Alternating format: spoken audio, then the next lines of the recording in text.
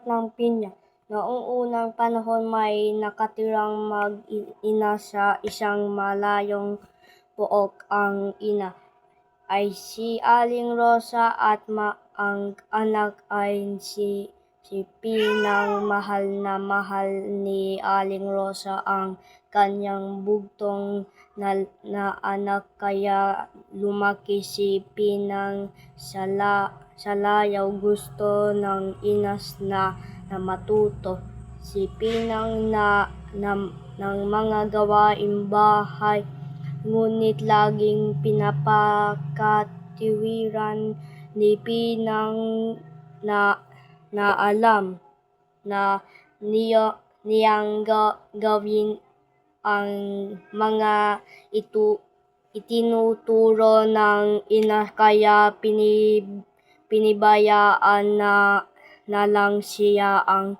kanyang anak. Isang araw nagkasakit si Aling Rosa. Hindi siya makabangon at makagawa sa gawaing bahay. Inito niya si Pinang na magluto ng lugaw. Isila na lang ni Pinang ang lugaw, ngunit napabayaan dahil sa kalalaro. Ang lugaw ay dumikit sa palayok at nasunog. Nagpasensya na lang si Aling Rosa. Napagsilbihan naman niya kahit paano ng anak. Nagtagal ang sakit ni Aling Rosa at kaya napilitan si Pinang na ang gumagawa sa bahay. Isang araw sa kanyang pagluluto, hindi niya makita ang posporo. Tinanong ang kanyang ina kung nasaan ito.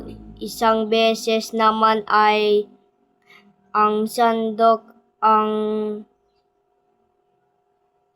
hinahanap. Ganoon ang nangyayari. Walang bahay na di makita at agad tinatanong ang kanyang ina.